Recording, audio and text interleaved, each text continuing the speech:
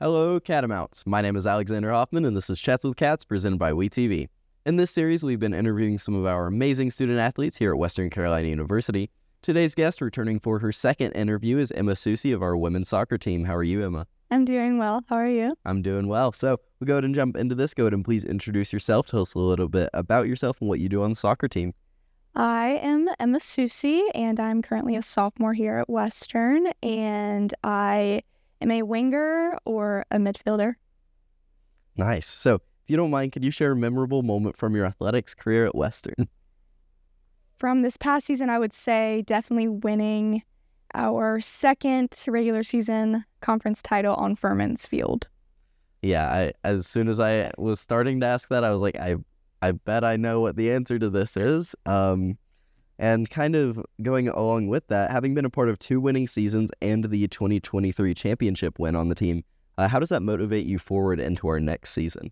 I think the motivation comes natural just from the standpoint of the fact that we have a reputation and a title to uphold.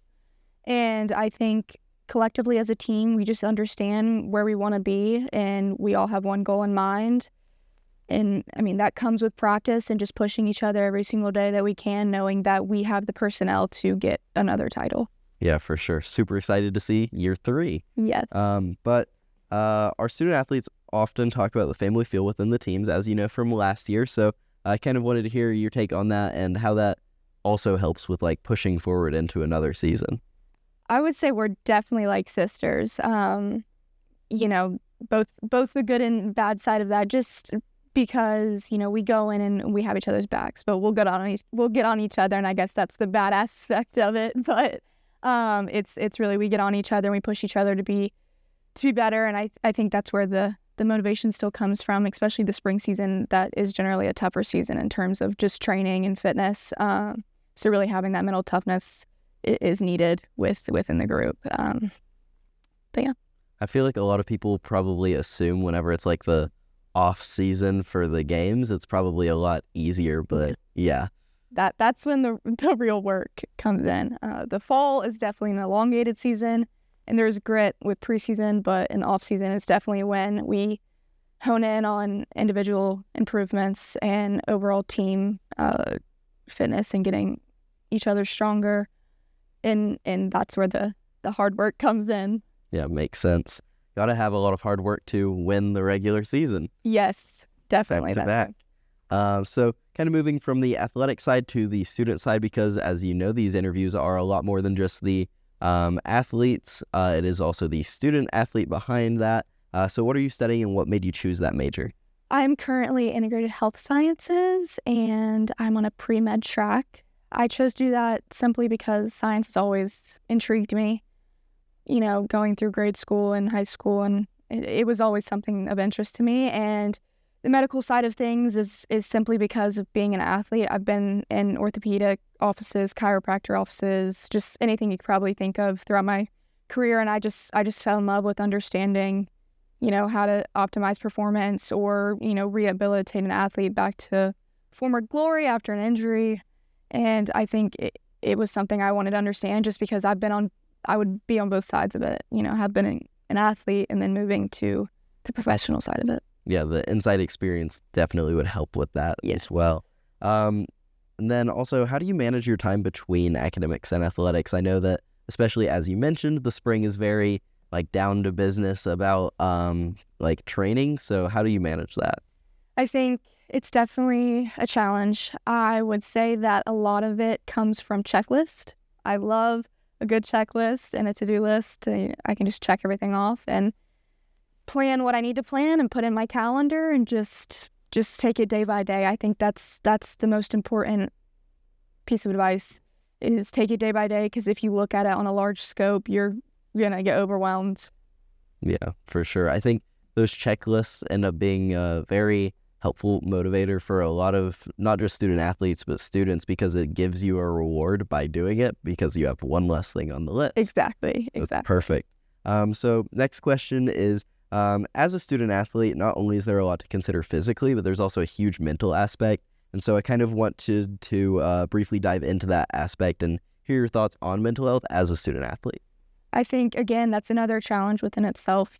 You come into a program like this one, and we have so much success within our team. You go from being the best player on your high school team to being, a new person on this successful team, and you really have to understand that we're all fighting for one thing, and that takes a lot of mental toughness and a lot of mental strength, and understanding that certain things that may happen on and off the field is just part of it, and it may not always be personal, but it's just understanding how to navigate those certain situations and just be professional and mature about certain things in order to move on.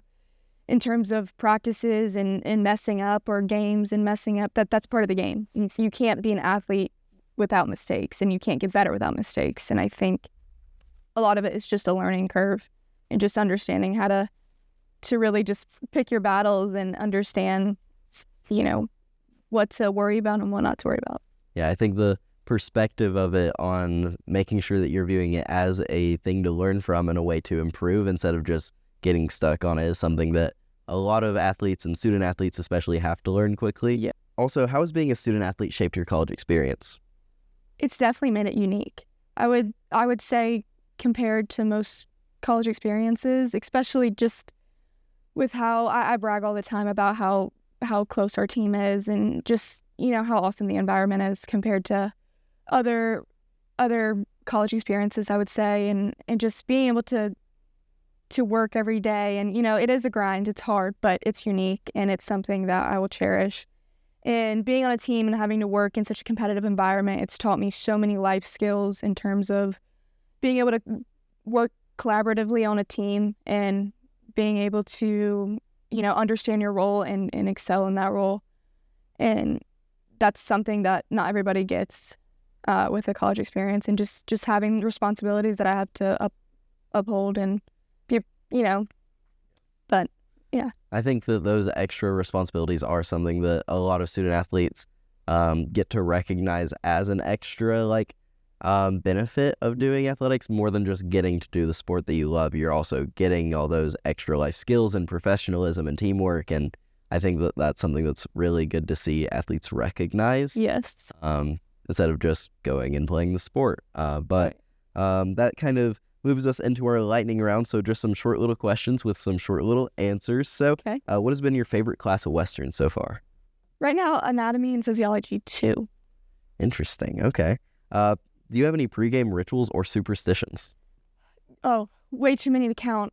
Pre-game ritual, the girls and I, we get in a circle and we sing Good Old Days together and we dance. And then with superstitions, I have to have one of the girls on our team braid my hair before every game, and it has to be her. And, got to put your right shoe on before your left shoe, listen to the same songs. And, we have to do when we walk out, we have to tap a boot. There's so many. I could go on for days about all the different superstitions we all have. Yeah, gotta have all those superstitions. Yes. Clearly they work for our soccer teams. So what is your favorite sport to watch and favorite non-WCU team? I would say basketball and NC State. So go Pack. Okay, shout out NC State. I can get behind NC State. And then what is your favorite post-game meal? Ooh, I love kava. I love when they tell us we're getting kava, because we don't have it around here. So when we get to have it after a game, it's nice. It's a nice, clean, regenerative meal. I feel like I have to just mention all the time how much I expect to hear LPAT, because for the first season of this, it was just LPAT almost every single interview. It's good. Yeah, I've never actually, there's probably, I could count on my hands probably how many times I've had Mexican after, I think, a game, just because of how heavy it is. But on the road, I love kava. When we're here, honestly, my mom's usually here, my parents are usually here, so they'll make me something like pasta, and I love a good vodka pasta with Italian sausage. That's a great one. We've actually had pasta as an answer a few times. Pasta's great. I love when my mom makes pasta after home games. It's great. Shout out pasta. Yes. And then last question to kind of tie everything together. what is the best advice you've received as a student athlete? And you kind of touched on it earlier, but what advice would you give to any incoming student athletes? One thing I would say is just because it's so difficult and so straining, and it's definitely an adjustment. The thing is, the days that get hard and when you feel as if you can't go anymore or you can't go the extra mile, what always goes through my head is, do you want to be good or do you want to be great?